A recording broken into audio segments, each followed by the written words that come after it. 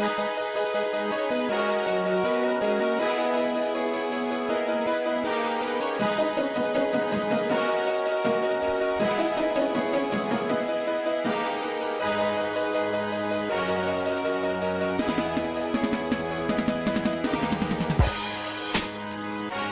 in to the St0ner Sports Podcast. We are live on a speedy, happy Saturday. Zach is with us. Thank you for joining us. We bring you a lot of talk about what we have experienced the last couple weeks. We take some weeks off. So for episode 59, we are here and ready to get it started. Zach, how are we doing this Saturday? Oh, we're doing okay. A few hours ago, OU Texas played basketball.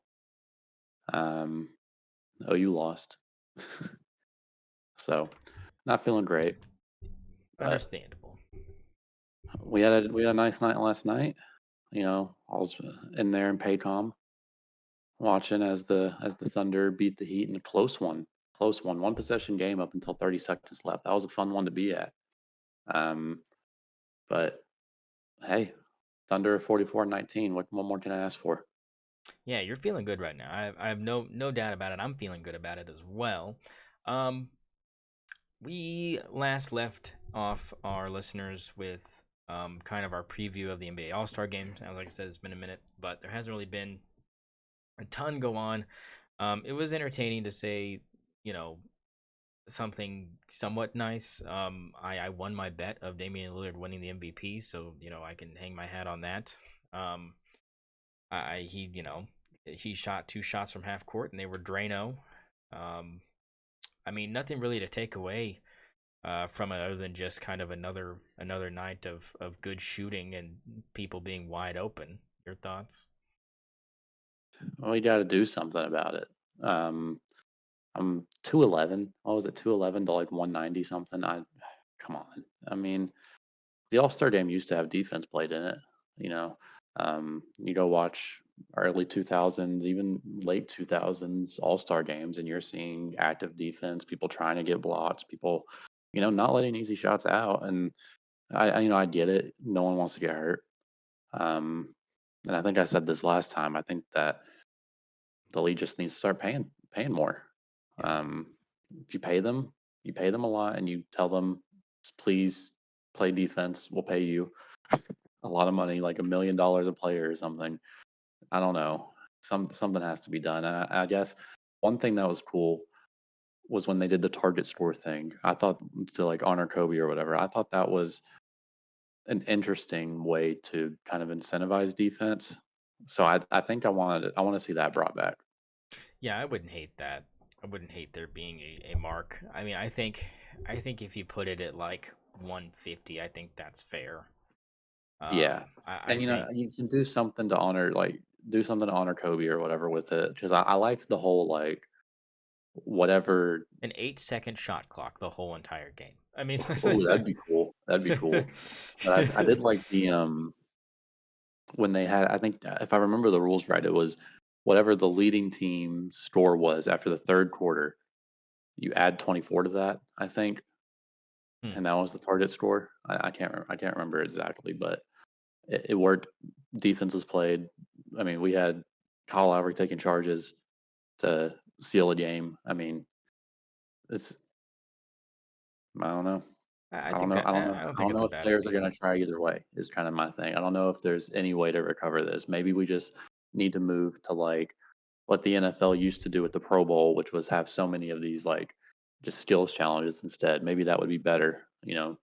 Yeah, it's a possibility. I, I think that you know I would rather have them pay the players money to be in the dunk contest than pay them to play the game.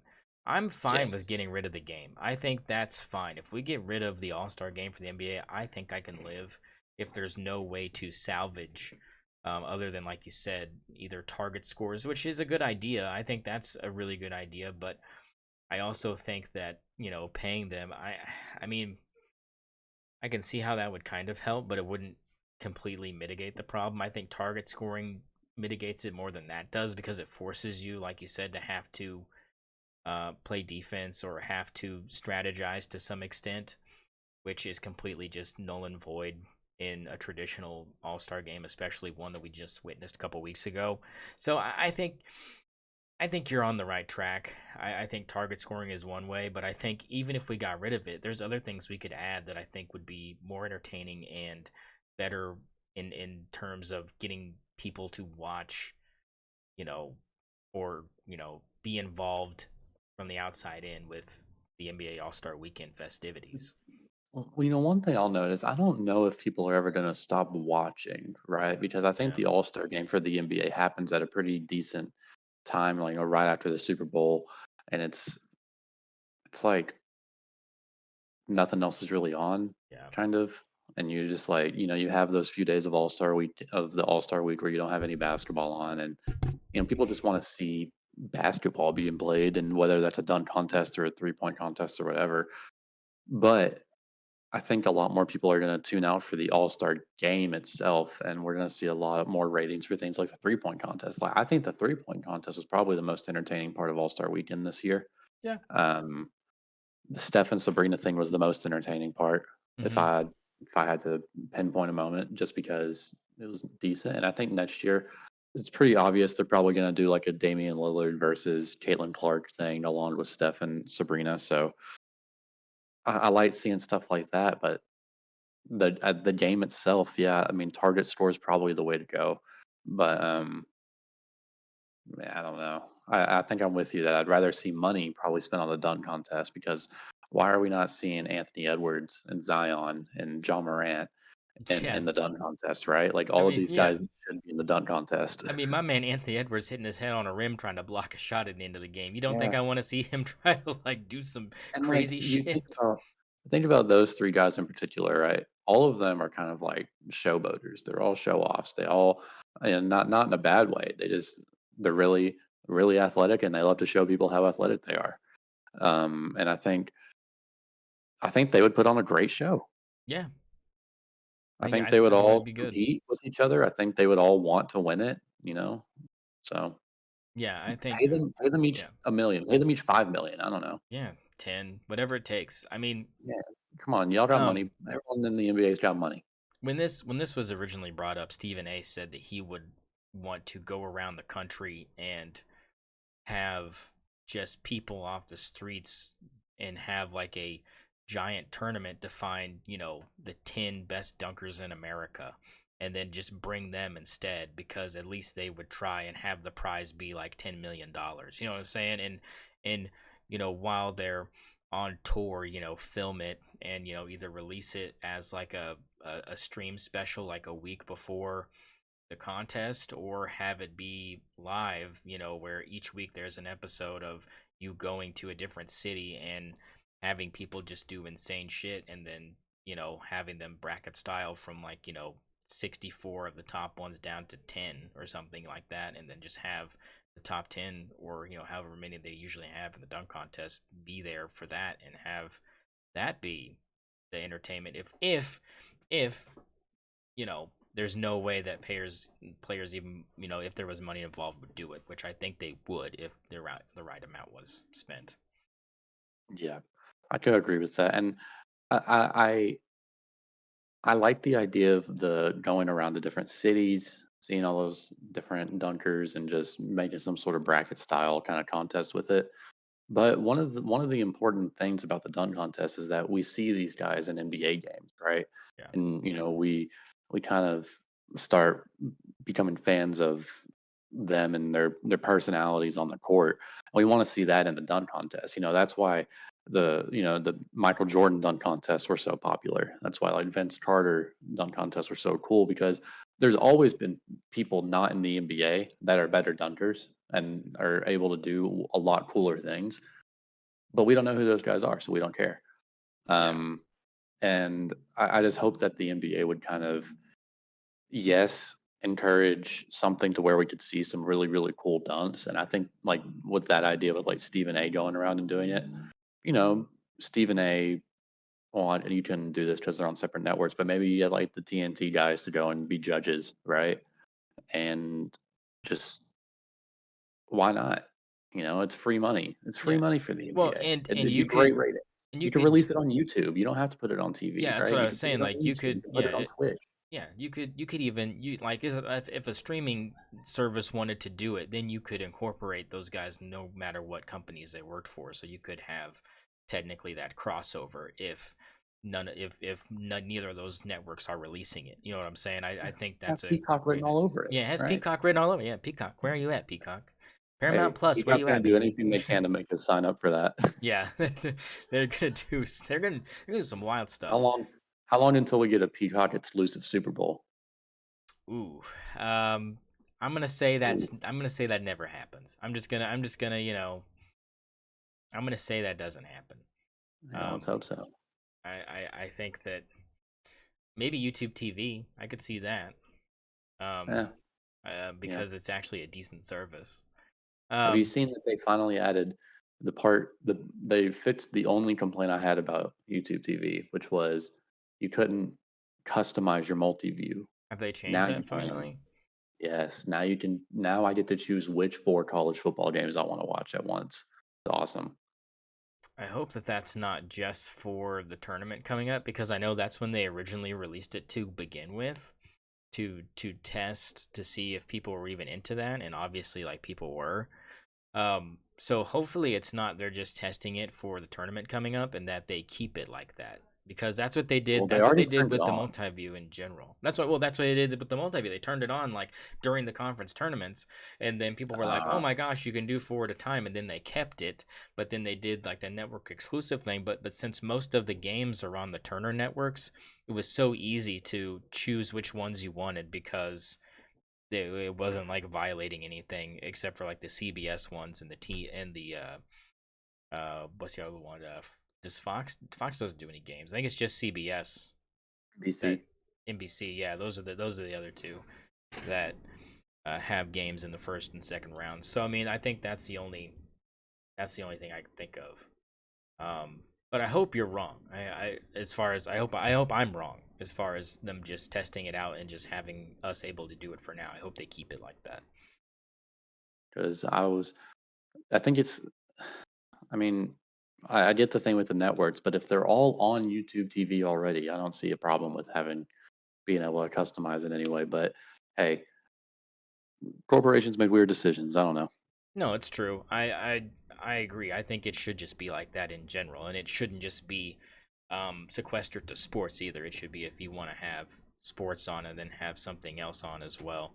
I know that originally the old Cox days where you could just have one little tiny screen in the corner, and the big one you could just do whichever two channels you wanted. So, Yeah. um, but anyways, um, that is kind of irrelevant, but it's a worthy rant because we need YouTube TV to step up to the plate. Um, Yeah, we need someone to step up to the plate here. We're getting drowned. We're drowning on these services. yes, speaking of drowning, um, people are drowning in their tears because Nikola Jokic still the favorite to win the MVP. People around here think SGA should, be definitely in the conversation, especially since the Thunder are ranked higher in the Western Conference than Denver currently. They think that should factor into it because it would mean more to you know to the team as a whole. If they didn't have Gilgis, they wouldn't even be there. If you didn't have Jokic, would Denver be in the same similar spot? I don't know. I mean, Jamal Murray's really good. They've got some key pieces, but I think that as far as valuable to their team, I think that you'd have to put Shea over Jokic in general. But what are your thoughts, Shea Gillis Alexander, SGA plus 260 right now? Where do you think he's at here as we kind of close in on getting this award handed out? I think he's going to win it. I think SGA is going to win the MVP as long as the Thunder stay number one.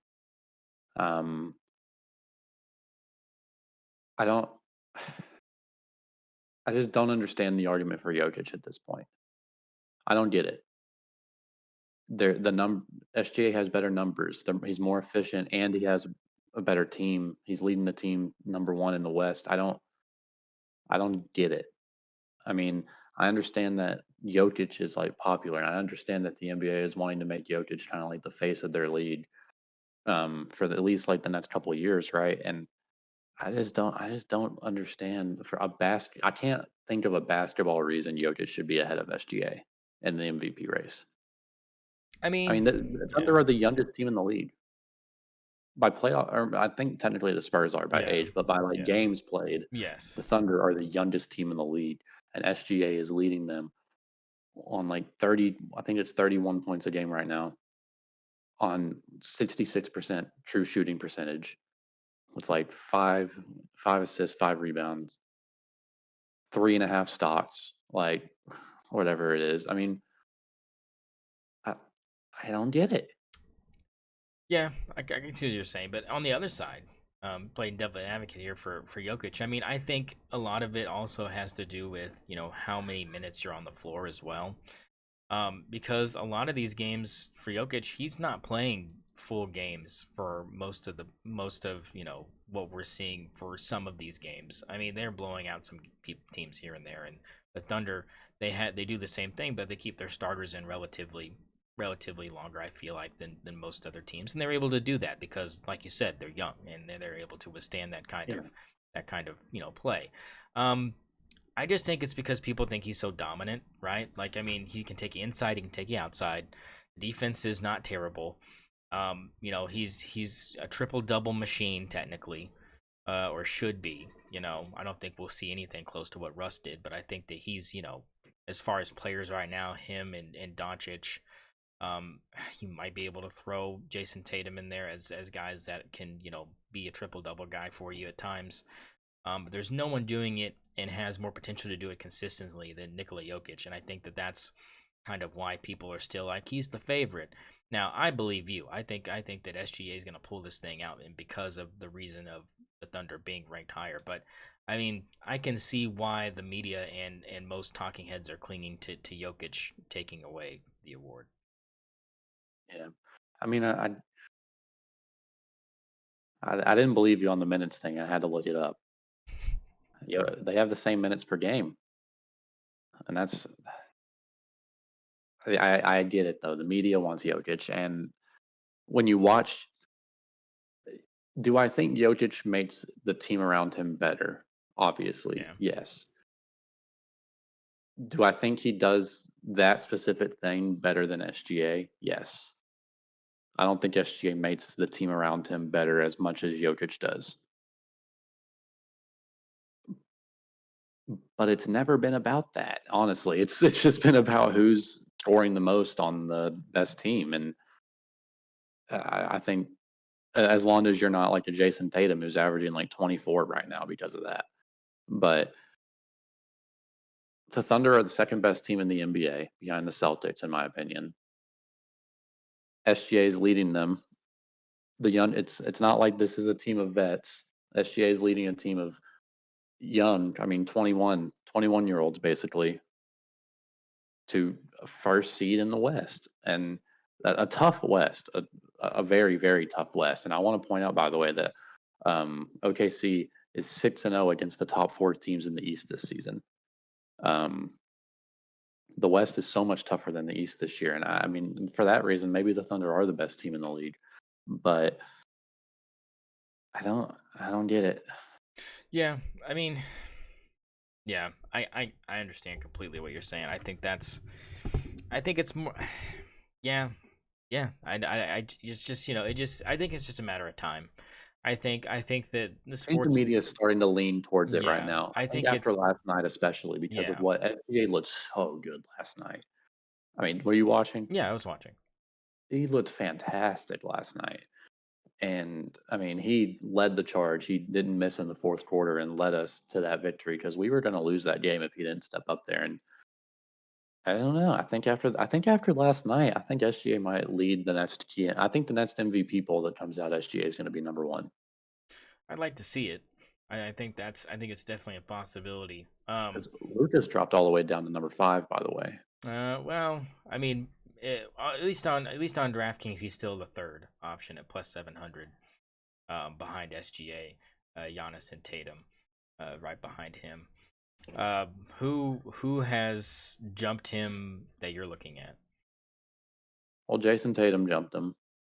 I think because it was the top three has been the top three for quite a while now. It's been Jokic, SGA, and Giannis. Yeah. Oh, I thought it Um, was Luca. it was Luka for like a couple of weeks just because he was going insane. And they were winning games, but now they're losing games again. Um, but I think the top three has been rather consistent, not throughout most of the season, right? Mm-hmm. And Luca and Jason Tatum have kind of been flipping back and forth on fourth and fifth. Um, Personally, I think Luca should be fourth. Jason Tatum is really, really good. Don't get me wrong, but his team is also really, really good, and he's not really doing anything to warrant him winning MVP. So I'd Yeah, give it to Luca just because Luca's averaging like 35 or whatever. that's fair. Yeah. Um, so let's talk about the Thunder then, right? So the Thunder still at the top. Um, been playing really well. What's been your biggest takeaway really from the way that they've played since the All-Star break? Because in my opinion, it's been very impressive, and to have that 6-0, run without losing to start, and we've passed the Phil Jackson test with flying colors. Um, just give us kind of the outlook here. We still set on Western Conference Finals as probably the the upper echelon of what we're looking at as far as uh, the goals for the season? Or are we pushing towards the finals yet, or are we still kind of conservative? Where do you have us? Hmm. We're 7-2 since the All Star break. We have some matchup problems. Don't get me wrong. We got matchup problems with big teams. The Lakers beat us because of that. We were also coming off a back to back. Tough. Um, Yusuf Nurkic had 31 rebounds against us, even though we won that game. Tough. If you were watching last night, you can tell the rebounding is not great. Um, we have some problems. I mean, there are problems with the team, yeah, but I can't argue with 44-19 is my only thing, right? Mm-hmm. And I'll have to look up a season series real quick because I gotta see before I change any prediction. Where can I not just look up the season series? Jesus.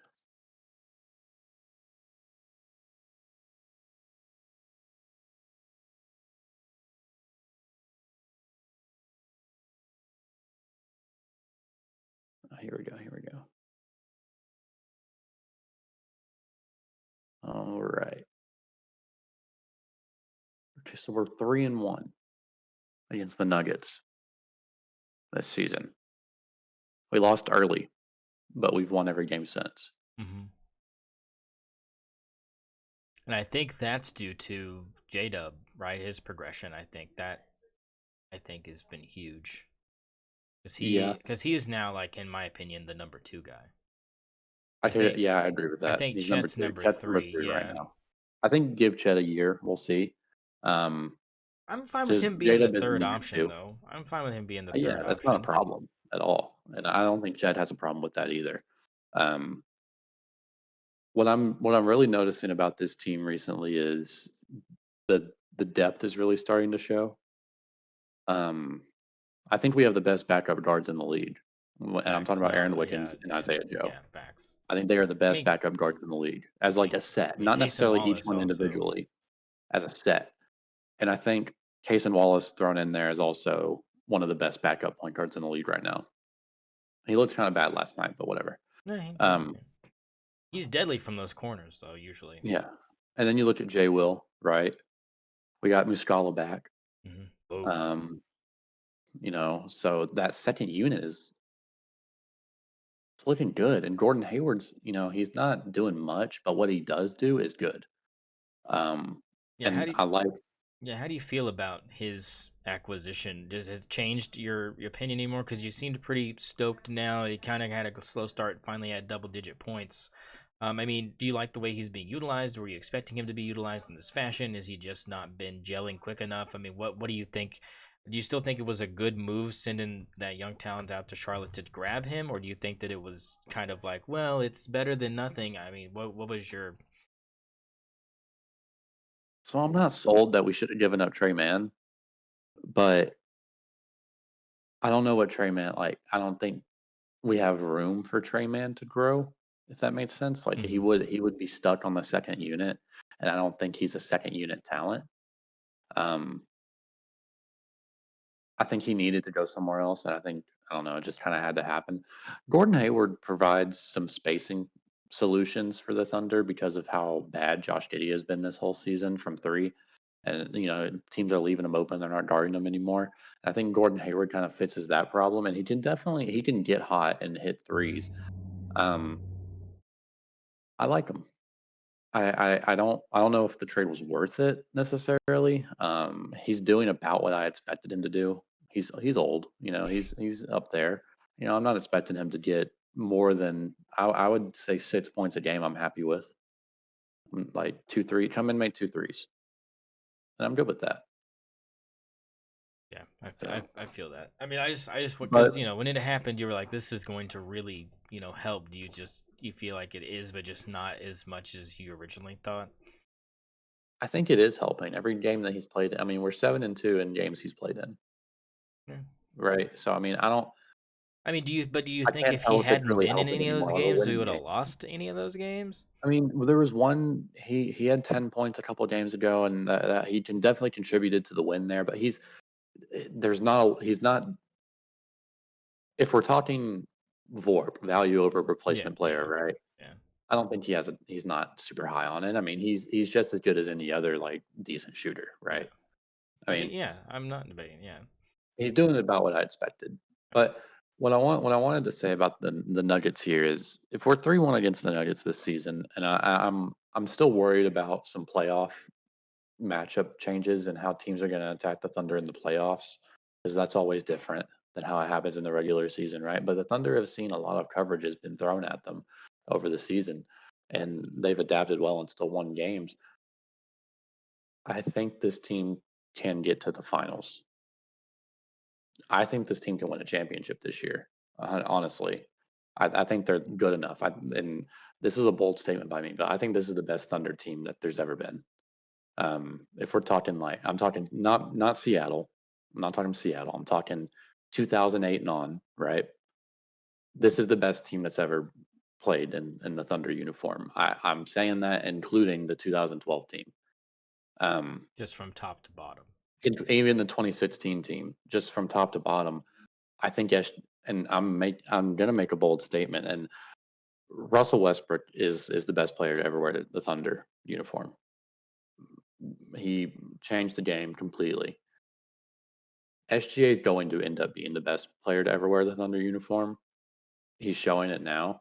And I think right like this season, SGA is the best season by any individual Thunder player ever. And I think he's going to win MVP for it. He should. Um, I think I think he can take this team all the way. I really do. I think this season could be the season that the Thunder win it all. They've shown that they can beat the Nuggets. I mean, we've shown that we can beat the East with no problem, no matter really who comes out of it. I'm a little worried about the Celtics. They're big, and that's a matchup problem for the Thunder. But I'm also not convinced that they have anyone on their team that can take over if they need to. And Jason Tatum is shitting the bed in the fourth quarter every time. So I I think this team's either a second round bounce or it's a finals appearance in my opinion.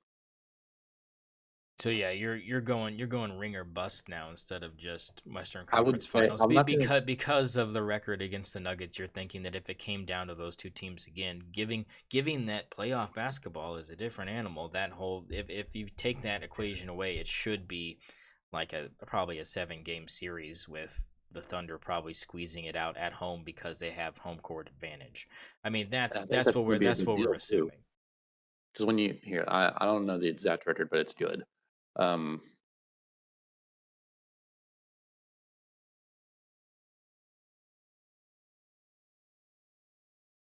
let's see. The Thunder are 25-6 this season from home, and they're 19-13 on the road. Home court advantage is going to be so beneficial to the Thunder. I'm thinking we win the first two games of the first round, no matter who it is. Yeah. And I think we're going to win the first two games of any series we're in, Okay. honestly. Um, it's tough because when you really watch, it's like the Nuggets look like the best team in the NBA, right? Hmm. And I think when I watched that Nuggets Celtics game the other day, I was like, this feels like the finals. This feels like a finals matchup. But I would say if there's any team that's going to come, if it's not one of those two teams, it's the Thunder, 100%. That's where I'm coming at this point. I'm not going to say I'm going to be like disappointed if they don't get to the finals. I would say I'm going to get disappointed if they're not in the Western Conference Finals. Mm. Okay. See, that's. I mean, that's kind of where we were, right? We thought if Hmm. we didn't make it to the Western Conference Finals, that was an L, right? Like that was kind of where we had kind of settled because of how Yeah, well they had been but playing. right now I'm expecting I'm expecting finals. But given the youth, I wouldn't be upset if they dropped out of the conference finals. So like right now, we're looking at having to play the Mavericks in the first round. I mean, that seems like a 6 game series, right? I mean, that doesn't seem like you're. I mean, 4-2 would probably be what we're looking at as far as the Thunder moving on from that, right? I mean, I think so. Um, well, we've only played them twice this season, I think, so far. We beat them by 6, and then we got blown out because they had. I mean, it was right after the trade deadline, and they had some new. They got rejuvenated with some new locker room additions. Gafford and Washington went crazy against us, but uh, I could see the Mavericks giving us problems just because Luca. I mean, Lou Dort's gonna have to lock up Luca, 100%, and I don't know if I trust him to do that, but if anyone's gonna do it, it's Lou.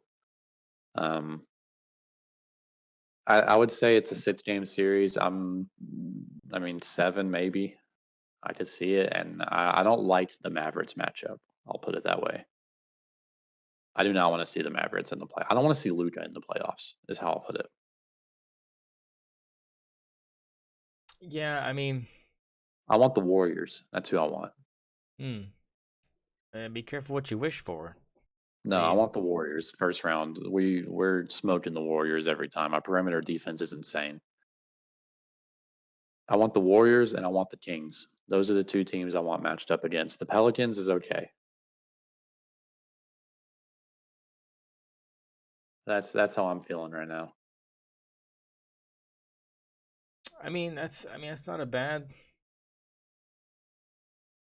that's not a bad way to think about it.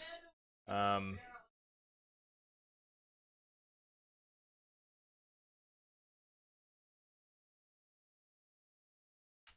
I'm just looking here to see kind of what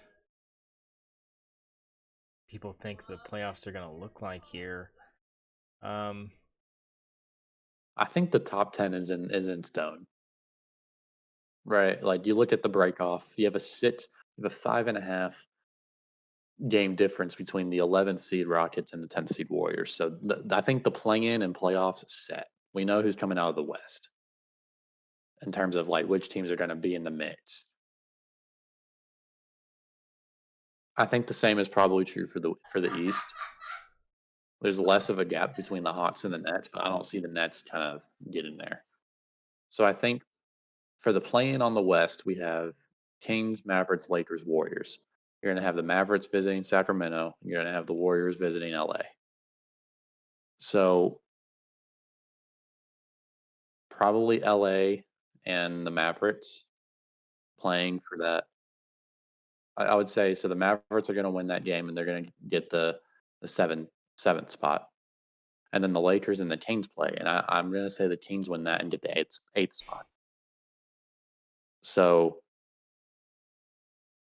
if the top 4 stay the same, let's just say the top 6 stay the same. That would be the Thunder playing the Kings mhm.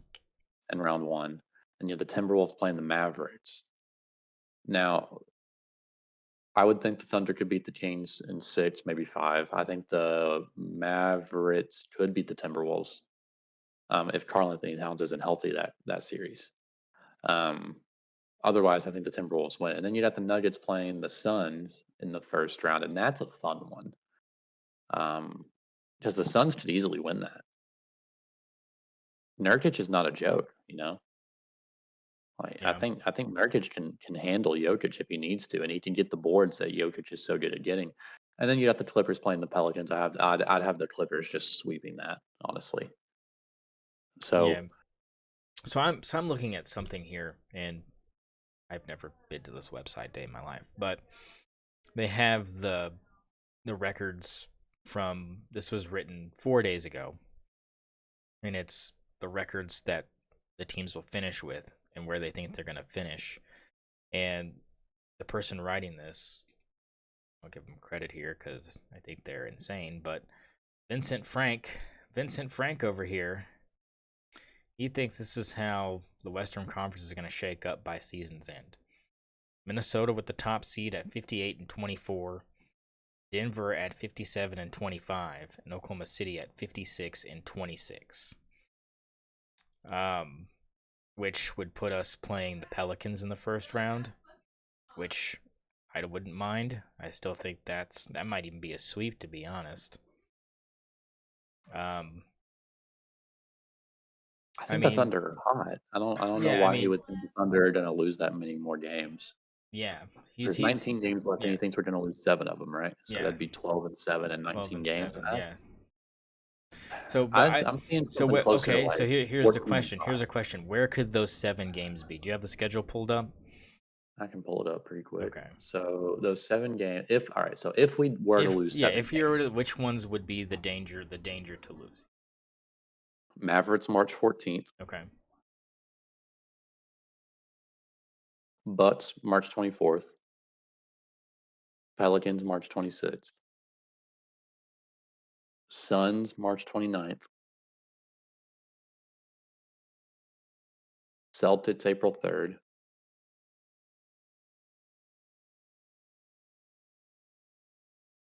Bucks April 12th, Mavericks April 14th. So those are probably the 7 he's looking at then. And the Pelicans and Mavs is probably the question marks there. If you can turn those around, then I think you've at least solidly got the 2 seed. Now, Minnesota being at the top here with the way they're playing doesn't seem like a reality because they seem to be trending downward. Is this written before or after Cat got injured? Is a big question It was too. March 5th. Is he So out? when did he if that I don't know if that was the day before or the day of. 2 days ago. So Okay, that was so it was March 7th. before. So So it was before. so that's This got probably changed. yeah. So it'll probably be updated. But I mean, I just thought it was interesting that yeah. So I think so. The real question is whether or not it'll be Denver or Oklahoma City. Then would kind of be the question.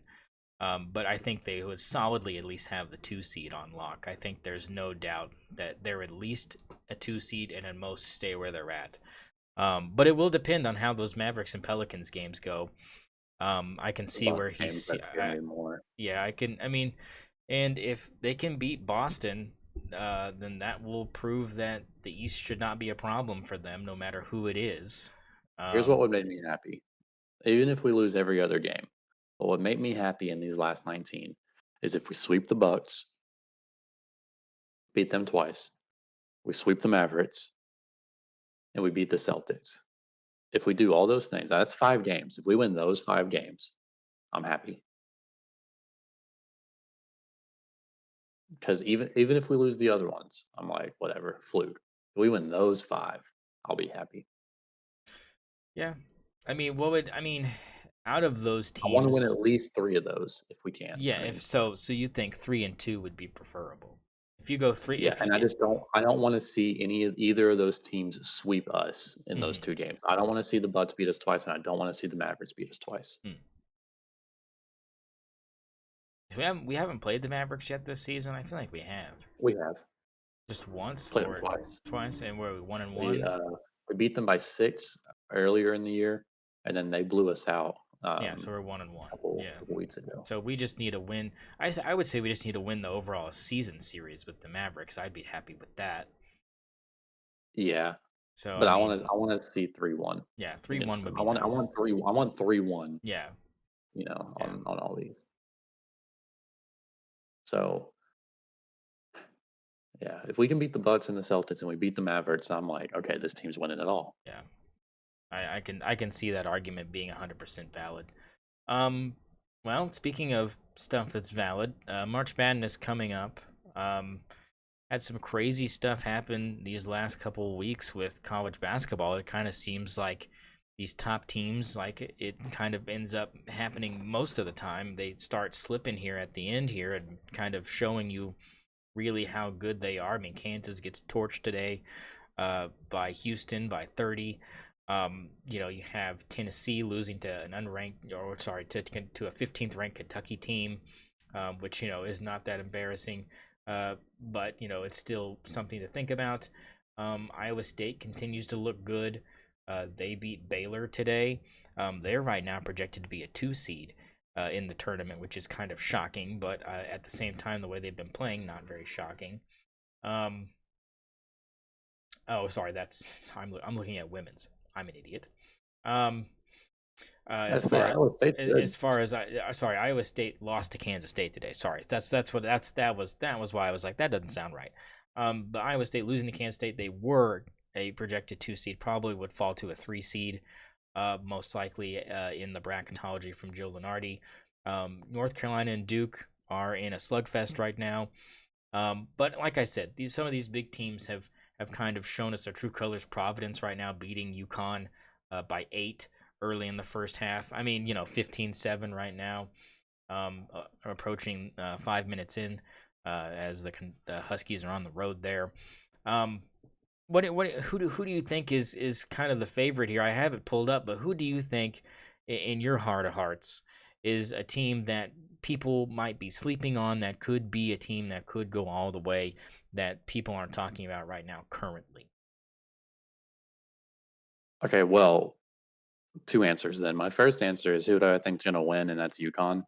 Hmm. Um, but people are talking about UConn, so Yeah, who that's do why I I was think I is was going like, to I was win like this I'm game that looking is for not really being talked about dark horse. is ironically it's Iowa State. Hmm. Iowa State's dangerous. They had a really good start to the season. Let me pull up their schedule. They're not playing great in conference play, obviously, but I don't. I think they can. I think they can make a couple moves. Yeah, they're at I plus think. plus 2,500. They're in the top 12 of Yeah, that's what I betting mean. odds They're in to that. make it. And the reason I say that is math. Is because they're in the what people are calling the trapezoid of WoW, and that has to do with total offense and total defense. And I think they can make that. Hold on, I got be right back. I'm gonna run to the bathroom. Okay. Well, while he does that, let me just kind of break it down for y'all. Right now, as he said, UConn the favorite at plus 500 to go all the way. Houston at plus 600 right behind them, followed by Purdue and Arizona. Tennessee comes in at plus 1,000. Kentucky at plus 1,800. North Carolina plus 2,000. Duke plus 2,200. Marquette, Iowa State, Creighton, Auburn, all at plus 2,500. Baylor at plus 3,000, and Kansas at 3,500, along with Illinois. Everything after that is kind of a crapshoot. You can scroll all the way down to UAB, that's 100,000 to 1, which makes complete sense because that's never going to happen. Um, Look, I mean, this is a tournament where crazy stuff happens, and as we've seen with college sports, especially college basketball, having the ability to only uh, have to play a year before you can go pro has caused massive amounts of turnover. Transfer portal has added to the chaos that is college sports, so rosters don't stay the same very frequent, and that is going to give you the opportunity to have some teams that aren't consistently good become good one year, and teams that are usually good now they're a little spotty. As we just mentioned, some of these top teams struggling here in the last couple weeks with some teams that people thought they should just roll over. So things are happening, and I think we have to address the fact that this could be the craziest March Madness to date. The reason I say that is Purdue is vulnerable, UConn is vulnerable. All these teams have lost. There's no such thing as a perfect um, NCAA basketball men's team in the current, last probably 30 years. I mean, uh,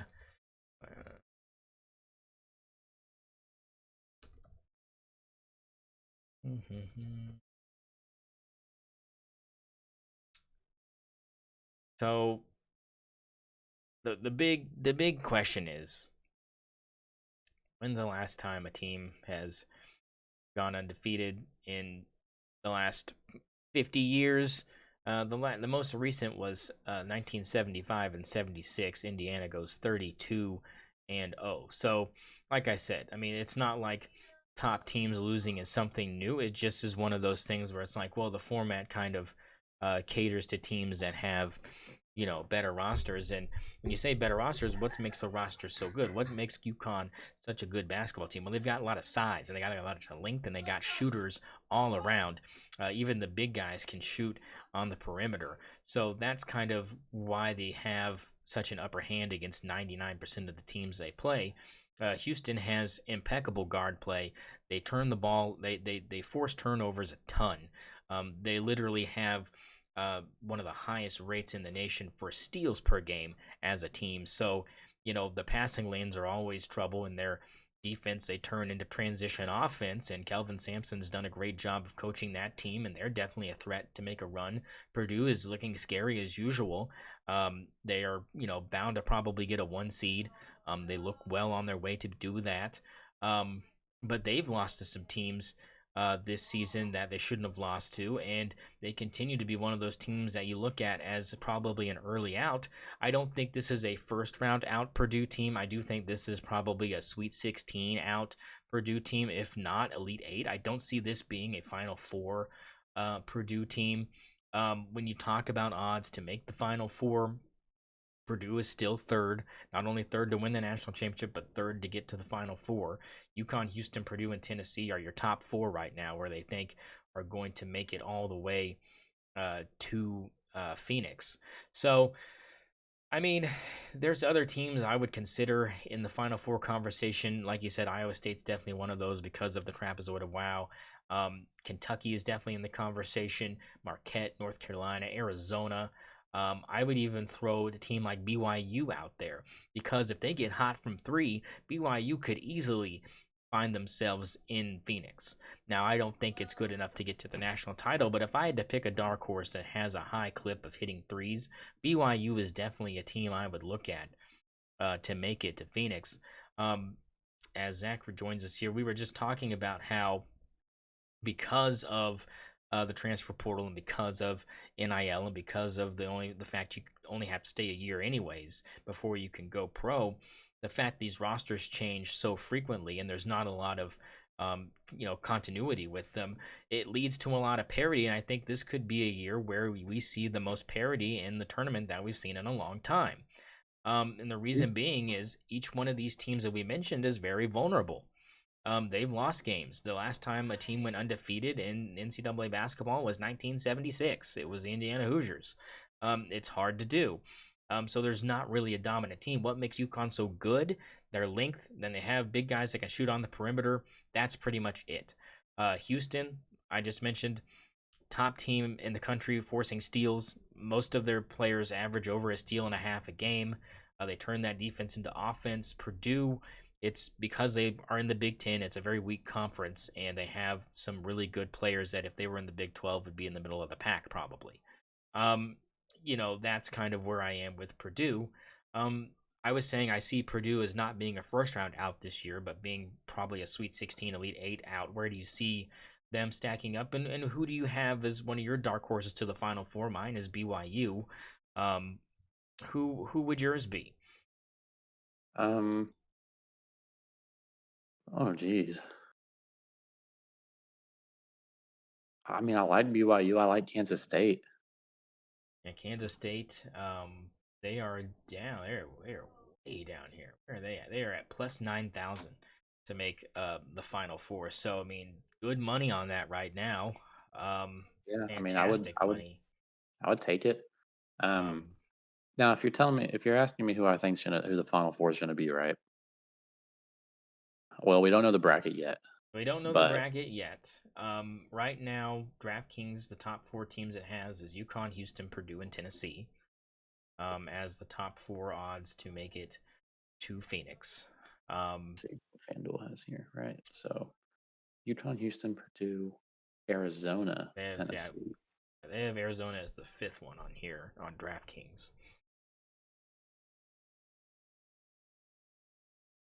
I could see Texas making a run.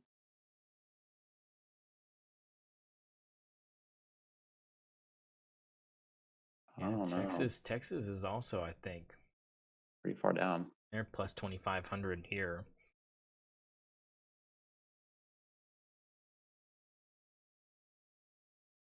The OU at plus 4,000 doesn't seem like That's not going to something that hit. would happen. Um, Although OU is a good dark horse pick just because we have so much talent. And if the yeah, guys get going and they get on a run, then I could see it happening. But I don't. These definitely they're not a top four talented team no, no. by any means. Not even in the Big 12 if you're honest about it. But Um, Tech, yeah, I could see Tech is Tech. definitely there. On DraftKings, Tech is looking like in the plus thousand. Yeah, there they are. They are at plus 2,500 along with Texas, so they're at the same. They're at the same right now. See, FanDuel has Texas at plus 3,800 and Tech at plus 2,800. That's I still think lower odds than Marquette is not necessarily a dark horse at all, but I could see them in the Final Four. plus 500. I mean, it's still, you're still getting money. Um, And yeah, I then mean, Kansas obviously State is this. Kansas State's a good one. I'm trying to think of someone in that kind of realm as well, because mine Gonzaga's was, there at plus 19, 1,900. yeah, they've been so San Diego shaky. State's always fun, right? And they are fun, and the repeat to getting to Phoenix would be, I mean, not to Phoenix, but to the Final Four would be interesting, definitely for them. You know what? After You want all right. I'll officially make my who I think's gonna make a Cinderella run prediction right now. okay. Colorado State. Oh yeah, no, they've been fantastic this season. That would not shock me at all. I actually follow Exactly. them on Twitter. I've been following them for a couple years because Ali Faroukanesh is a coach on that team. So I've been following him for years since he beat Kansas, and that was and so I've grown to have that on my timeline, whether or not I need it or not, but it's there. So yes, I've been following that. They've been fantastic. So I How think that's about a very smart pick. how about Indiana State? Eh, I mean, They're sitting at plus 4,900 on FanDuel. And let me tell you about Indiana State. They have that one guy with the glasses, the little goggles guy. oh, you're talking Forget his about name. sour cream dream Hakeem. Or that man is tough. The man's gonna get drafted. He's tough. Uh, um, I don't. I like Indiana State.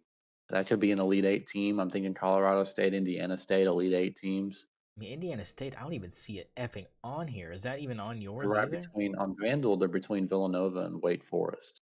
Okay, so maybe I'm just They're way ahead of Kansas State. Funny enough, because okay. Kansas State is at plus 11,000 Eh, between Hughes and Georgia. FanDuel just giving it away. Yeah. Um, I don't even see Indiana State freaking on here. More than I think they are. Oh, shot. No, they're just not on here. They just, I don't see. I mean, there's Villanova. I have Nebraska, Villanova, Colorado, Northwestern by each other, all with the same odds as OU along St. Joe's or St. John's. Oh, there they are. There they are. They're at plus 5,000 here.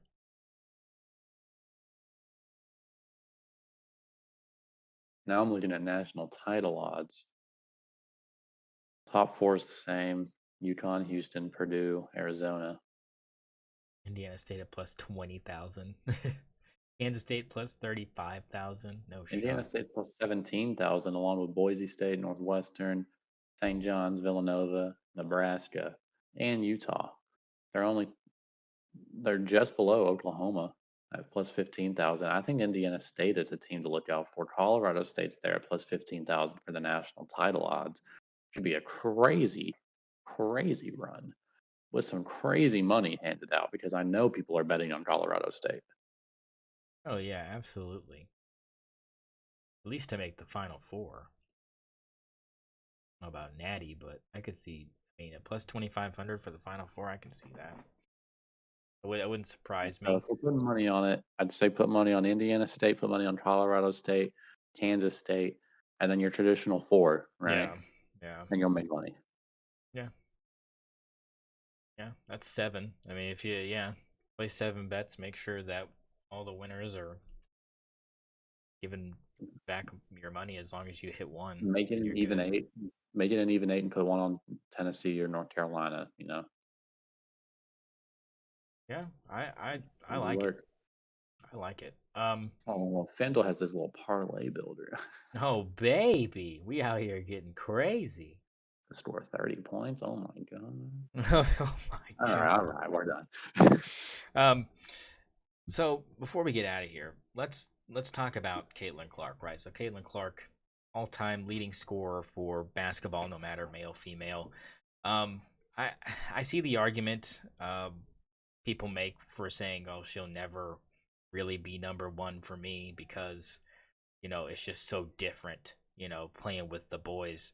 I just think that the thing is this is if you can put the ball in the hole, you can put the ball in the hole, and that girl can fill it up. And she can cook me any day of the week. She can cook me. She can cook my ass. I mean, Anybody. I don't. I know there's no shot that I could play. I could be on my best day. I ain't D'ing that up. I got like half a liver. Like that. There's a lot of things that are happening that are not going to. I come from a lineage of probably several generations of alcoholics. I mean, there's plenty of things that are keeping me from being able to D up Caitlin Clark. What are your thoughts on her accomplishment and just kind of, I mean, where do you put it as something that we should really care about? Or is this something where I think as a whole, this happening pushes, scoring points and that whole thing kind of out of the realm of discussion as far as, what makes a player great? Um, I think that if she can will Iowa to a national championship, then she's the greatest college basketball player of all time. And I think that's fair because they're not supposed to be there. They're not supposed to be winning it all. Iowa without Caitlin Clark is not in the tournament. No, 100%. 100% facts. And I know there's obviously there's arguments for players like Kareem, like 3 in a row, UCLA. Yeah. I get it. I don't know. Nobody's touching Caitlin Clark. That's just how I feel. I mean, the what she's done to bring attention to the sport is insane. I mean, there are people, there are legit prop bets you can place on her to get drafted in the NBA. I mean, it's if it were to happen, there. I mean, you can't really argue with it because we've never seen anything like it. Literally, And do I think she would be able to play in the NBA? No. no, And no. like I don't, it doesn't matter. Is the thing. Like it's Yeah, just the same as comparing eras, right? yeah. You can't just say, and this has been a thing on the internet as the last couple of weeks. You can't just be like the '90s were trash and everyone in the '90s was trash because of that. The game evolves, Hmm. right? And the same thing kind of occurs between men's basketball and women's basketball. Women's basketball hasn't been around as long as men's basketball, Correct. first of all. And that's like the whole catch up thing that people say with the WNBA that it's catching up to the NBA. But they're two different games being played, right? It's Hmm. not as physical. There's a lot more like passing, looking for open shots, off ball movement in women's basketball versus in the NBA or like in men's basketball. There's a lot more like just athleticism being displayed and people trying to take over individually. And Caitlin Clark does both.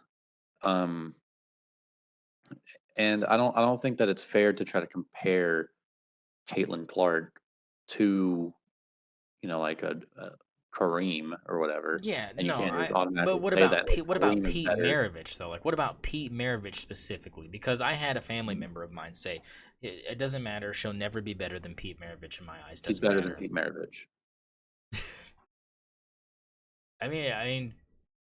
I think if you put She her passed in, him. if you Like, what do if you if want? you if you Like, drop her into his era, she cooks. Like, I mean, there's no She wins a there's natty. no She can play with shot. the men and win a natty in his era. Exactly. She Like, could have. She definitely could have. I think that's the that's big the thing. It's difference. like that's why you can't make If those you drop comparisons. Pete Maravich in now today's college basketball, that dude's getting smoked. My man is getting. I mean, I'm not saying smoked, but I'm saying he would have been nowhere near piling the stats he was back then. He would Yeah, be a I'm not saying starter. he's not He'd be going a to average starter. 35. Yeah, he's gonna average like 22, 23. And You know, he'll average what in today's college ball, he'll average 18. yeah, but just because of his size, he was scrawny. No, just Take because of the way the game is played, he's not going to get the shots. he's out here. He's out He had here. a green light at LSU. The green light, yeah, yeah. I mean, but you can't really compare the two games is my thing. Like it's the trying to compare like Caitlin Clark to men's players now. It's like, yeah, sure. Like Caleb Love is smoking Caitlin Clark in a game on one. Well, yeah, No one's gonna argue with yeah. that. But like they play two different games and they're in two different leagues. And if we're talking about who is by far and away the best in their league and who has achieved the most relative to like the peers that they compete against, it's Caitlin Clark. I can't disagree with that. I mean, I just think overall, like you said, it's good for the women's game to have someone like her emerge. And there's been several players that I would say have probably impacted the game more than her, but not for future generations now. You know what I'm saying? Like, yeah, Not in this small amount of time. Like yeah, this has not been in the span of 2 years, really. yeah. I mean, You know, and the reason why is because she's like Steph Curry. You know what I'm saying? It's like, the girl's got the green light from the logo. I mean, it's just like, it's legit. It's not like it's not bluffing. Like, she literally, like, that's, she could probably pull up at half court and make 6 out of 10 easy, if not more. You know what I'm saying? I think that's the coach wouldn't be mad about it. no. I mean, well, yeah, yeah, yeah, yeah. I mean, coaches are weird people. I think. Green light. I mean, at Iowa, no, because I think if you're a head coach of Iowa women's basketball, you're like, you're not like, this is the upper echelon of, like, I mean, it's not Tennessee or UConn. Like, I mean, I think there's a reality that's like, I've got to let this person pull up from 45 because, like, what else have I got other than these other hay sniffers that are, like, over here, just being bodies to try to make space for her. Like, I mean, it's, It's like Cam Newton made a point on Cam Newton jumped on Shaq's podcast recently, and I watched and he was talking about how he used to be coached in like when he was a kid, like middle school and stuff. It's like, all right, we're gonna hand the ball to Cam, and then we're gonna hand it right to Cam, and then we're gonna hand it left to Cam, then we're gonna hand it right to Cam again, and then we're gonna let Cam go up the middle, and we're gonna win 49-0. And that's kind of what's happening with Caitlin Clark right now, right? It's yeah, just give the ball to Caitlin and get out of the way. yeah. Set a screen past Yeah, the, make sure she doesn't get double teamed. yeah. Make sure you can hit an open 10-footer. I mean, it's just, because Yeah, if like they deal send a on the triple block, team, you yeah, pass out. yeah, yeah. I mean, yeah, but every rebound is long. Just make sure there's nobody in the paint. I mean, it's, I'm sure it's definitely, fun as hell to have the ability to do something like that, even if you're not winning every game. Because I was not. That's the thing. That's the thing, Zach. Is she's on a team that's not. I would say Final Four is probably like what people would like to see from them, but still think that they could fall short in like the Elite Eight or Sweet 16, and no They're one would be third in shocked. national title odds. No, no shot. I'm gonna say it right now. No shot. Caitlin Clark steps up. No That's all I'm shot. going to say. She took him to the final last year. She steps up. When it comes to the playoffs, did you not see the tournament She's last year? She fouling went out insane. she's fouling out, and they're losing. I mean, that's that. Dude, She's gonna get she dropped like 40 Tony points Brothers is a gonna game. come from the rafters and start just teeing people up left and right because Tony Brothers can't handle it, and we're So going let's to talk about it real quick, right? wait, South what? Carolina, LSU, Iowa, Stanford. That's the projected Final Four according to FanDuel. Okay. I mean today, yeah, I can see that. Let's see what I've got here. Iowa, I'll predict it right now. Iowa's win it all. Caitlin Clark is going to will them to it. She almost did last year with the worst Yeah, team. well, they've got the second best odds here on DraftKings, so I'm telling you, people the are people, buying in. the It's the sports hype, who brother. knows. You know who I'm putting money on if I'm anybody? And if I'm trying to Stanford. make some money, no, I'm putting money on Ohio State. They just I lost like a it. terrible game the other day that they shouldn't have lost, and I think that's perfect because you just need one more hit across the head to just kind of get the point across. If I'm making money, I'm betting USC. Juju Watkins is insane. I'm picking Oklahoma at 50,000 to 1. I don't Them like. I girls don't are hate making it. a run, dog. But USC is at plus 3,000. They have Juju Watkins, and they might win the Pac-12 tournament if they beat Stanford. Saying, I don't know if they played yet or not. I don't think they have. I'm talking about USC, right? I mean, I don't hate it. How It's about tomorrow Oklahoma? at 4. How about Oklahoma State at 200,000 to 1? Let me just put a fiver on that so I can win 10 grand, no biggie. F it, I'm putting $100. We're going for 200 grand. Come on, cowgirls, let's go, Pokes. I mean, Another way to make money on this one. Texas plus 4,000. Connecticut plus 3,000. Those are. I yeah, like like, those. wait, what is that for? Is it plus When 3,000 for UConn? to Got women's to win the tournament. Yeah, I've got plus 1,500 up here. What the hell, man? I want plus 4,000. Plus 1,500. I'm getting robbed. Got North Carolina State at plus 4,000. The only team they got at plus 4,000. Getting hosed over here at DraftKings. You know, crown that, bitch. I mean, like, Jesus Christ. The crown ain't mine. I'm getting screwed. Nuts and bolts over here. All right, now if you really want to make some money, right? Yeah. You're betting on the um, women's Korean basketball league, Oh, the and CBA, the we're China betting. Basketball League. No, we're betting on Yeongin Samsung Blue Mints women to go to cover the plus nine and a Do half you? spread, I don't even have that on here. Oh wait, maybe I do. It says view all 22. Hold on, and we're betting the under of one. We're betting the under on 136 Oh, and a half. I'm going Turkish. I'm going Turkish women's basketball. We're going team. We're going team. They don't even have futures here. They just have the lineup for tomorrow's games at 5 a.m. And I am picking Besiktas to beat Botaspor Adana. Let's go ahead and start the. Let's just start the bet sheet now. Go ahead and put me down for Louisville to cover the 8.5 spread in women's lacrosse.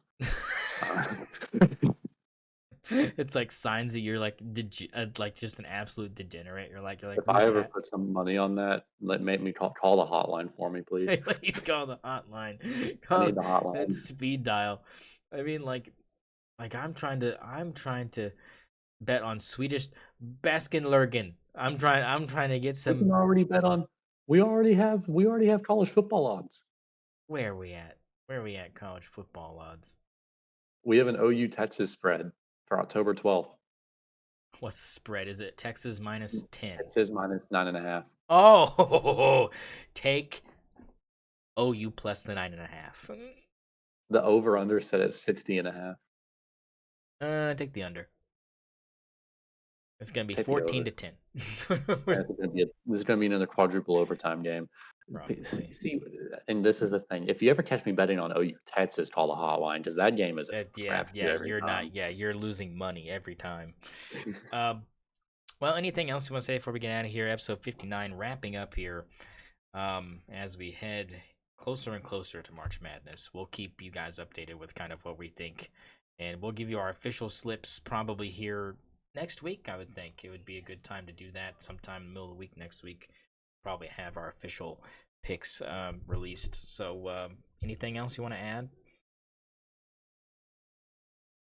Take Dylan Gabriel at the plus 1,000 to win the Heisman right now. Do it. Take it right now. And Okay. while you're at it, go ahead and take Jackson Arnold plus 2,200. You're winning money one way or the other. Do not take Quinn Ewers at plus 750. Don't do it. God, don't Don't take do it. Quinn. Oh my God, Don't do don't it. do it. Don't do it. A bad decision. All right. Well, for me and Zach, I'll do it. Episode 59, Stoner Sports Radio Podcast. Keep stick on the ice, and we will see you for episode number 60.